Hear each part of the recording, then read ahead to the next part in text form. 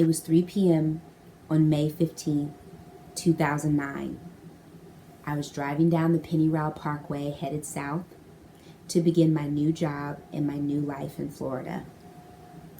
It was a sunny day, and the 14-hour drive that lay ahead of me seemed to be paved by golden bricks. My teenage nephew was with me and had fallen asleep in the passenger seat. I was listening to music and thanking God for all of his blessings. I was excited, I was happy, I was alive. At 3:45 p.m., I felt my SUV strike another vehicle, and I knew what was about to happen. So I grabbed the steering wheel, I held on tight, and I said, "Lord, I trust you." I then found myself flying through the air as my SUV began to flip about 7 times, and it finally landed on its roof. I knew the moment that my head made contact with the ground and felt what seemed to be lightning course through my body from my head to my toes that I had broken my neck. I was certain of it. At that moment, I felt a sense of peace.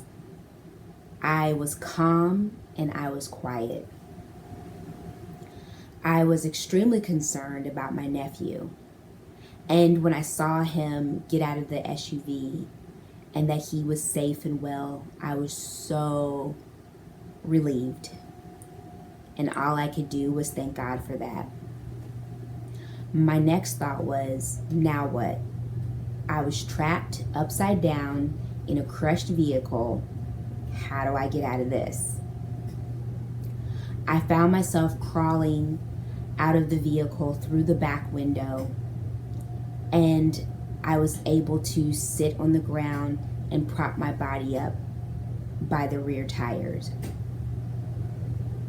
As I sat there, I could see the sunshine, I could see my nephew, and oh crap, my dissertation. Where's my dissertation? And all of this wreckage, all of my work, all of my coursework, all of my research was in this mess somewhere. My nephew approached me, and I told him not to touch me or to move me because I knew that I had broken my neck. He began to panic, and I said, "Calm down. I'm okay. It's okay. Please find my laptop bag. I need my dissertation." These were my priorities at the moment.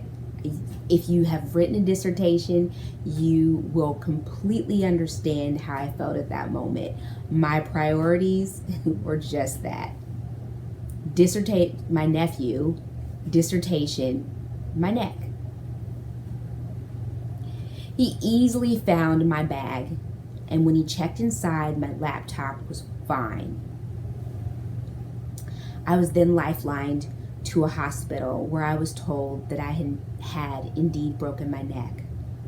I had fractured my C1 vertebrae in 3 places. I was told that I was lucky to be alive and that I would be a quadriplegic. When I heard this, there were no tears, there was no fear, there was no doubt. Something rose up inside of me, and I told the doctors that I was not paralyzed and that I would walk out of the hospital. I knew that to the core of my being. Why did I know this? I had a vision. I had purpose, and I was alive to live out this purpose. I was going to be fine. I knew it. I believed it, and I said it. The next evening, I walked out of that hospital, albeit slowly and gingerly, but I walked out nonetheless. I'm grateful every day. I'm hopeful every day. Even on not so great days, I'm hopeful. Quite honestly, I'm better for having this experience. I live better, I love better, and I hope better. I'd like to share with you 3 lessons that I learned from this experience. Lesson 1 was believe in your vision and purpose. As you discover your purpose and vision for your life and for your future, write it down. This will help you to make and develop your plans. More importantly, it will help you to see yourself as who you will be and also who you are. When you can visualize your future, it becomes easy to believe in it. I saw myself then as Dr. Schvalla Rivera, and that is who I eventually became. This leads me to the second lesson that I learned. That is that hope is greater than any situation you may face. You must believe so thoroughly in your vision. You must be so convinced about your future that you hold on to it and you fight for it, no matter what people say and despite what the circumstances may be. Yes, you may have to adjust the way you do things, just as I did. I had to learn how to walk. I had to learn how to eat solid food and go through physical therapy. But I never lost hope in purpose and in vision. The third lesson that I learned was that my words were powerful. Words represent thoughts and desires. Words can build or destroy. When my left side of my body convulsed seemingly uncontrollably as a result of my accident, I spoke to my arm and I spoke to my leg, and I willed them to listen, to stop shaking. I willed myself to walk. I spoke hope, and I chose to speak words of affirmation daily. I created with my words. It was years later during a Bible class that I learned that the Aramaic word abracadabra literally meant I create what I speak. It's not magic. It's a principle. It became my mantra. I create what I speak. You create what you speak. It makes me smile to know that I can help create a world more peaceful and understanding by the words that I speak, by walking in love, and by giving hope.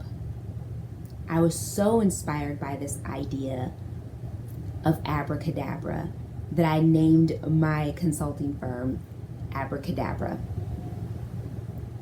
I never wanted to forget the powers of words, the power of my words, and that I needed to be careful with how I use them. Today, I hope to encourage you by reminding you of the 3 lessons that I learned. Number 1, discover your purpose and believe in it. 2, believe that hope is greater than any situation you may face. And 3, speak words of life, light, and creation.